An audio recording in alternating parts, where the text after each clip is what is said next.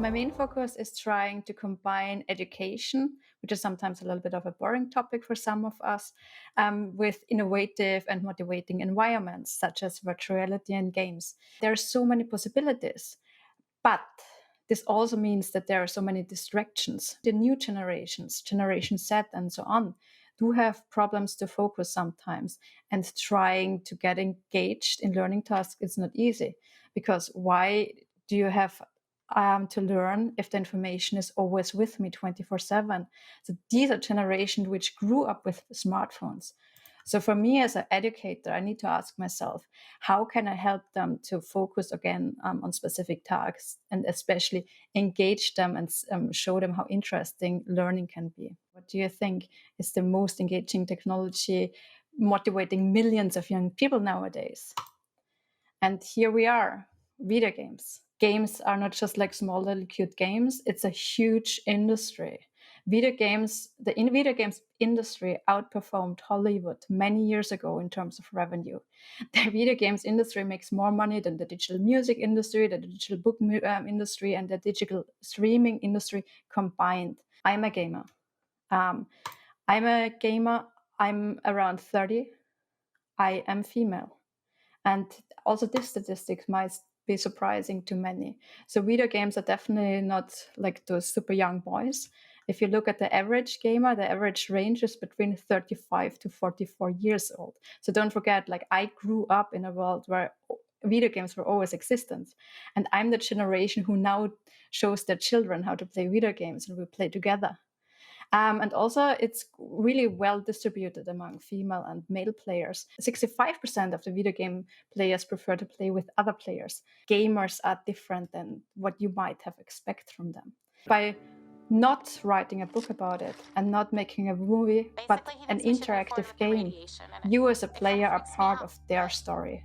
And that's how I learn. I came to an old couple and they had medicine, but they needed the medicine too.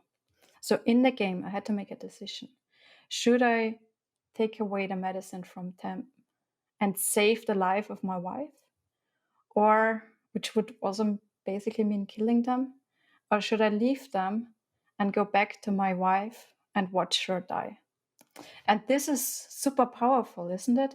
This is the moment when you are part of the experience. You need to make a decision. You need to start to think, because if I just watch a documentary, I'm the third person. I'm always just observing. But here I'm part of the experience and I need to make decisions. Tell me and I forget. Teach me and I may remember. But involve me and I learn. So it's important to be part of this experience to actually learn something. And this is how I wanted to learn, and this is how I wanted to teach. Games have changed. We have documentary games as well. We have comedies, we have romantic games, and we have episodic games. So it's super diverse. And for me, playing a good video game is as equally important as reading a good book or watching a good documentary. And it is not the games which change us and have such a big impact. It's also the game technologies and the technologies which are used to develop games. Many years ago, it was actually super hard to develop games. You needed to be a professional programmer. The tools were expensive. But game engines nowadays are super accessible, easy to use, and also inexpensive. So this can be used by all different industries to create interactive experiences. So art historians can create virtual exhibitions. Artists can create virtual museums, and it can be used by other industries to create simulations, because physics and so on is already integrated. And these are tools which are really pushing forward innovation, and I think can be really used outside of the classical games industry. Games have changed the past, and I can absolutely see why games and the technologies around games are very, very great tools to change the future. So if I would ask someone, hey, what is your favorite sports? And this person tells me, yeah, football.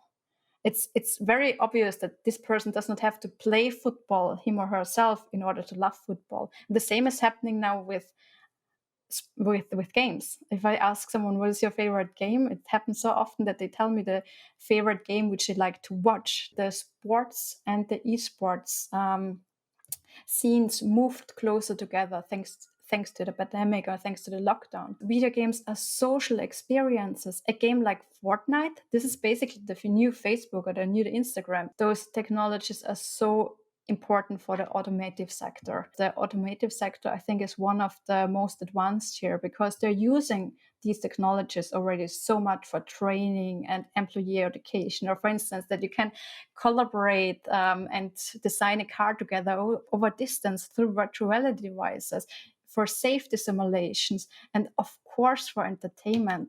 Elements like virtual reality are already so much part of our today's experiences. Try to reinvent them for our own sector. So for me, being in a virtual world is immersion. I can be somewhere where I couldn't be otherwise. I can immerse myself into fantasy places. I can try out things which would be otherwise too expensive. Bringing together the expert knowledge and my game design knowledge, we can create an experience which is entertaining, engaging, but also full of knowledge. There's no correlation between violence or the use of guns and the games played in a specific country, for instance. Oxford made a really lovely study which showed us there is no correlation between aggressive behavior and playing aggressive video games.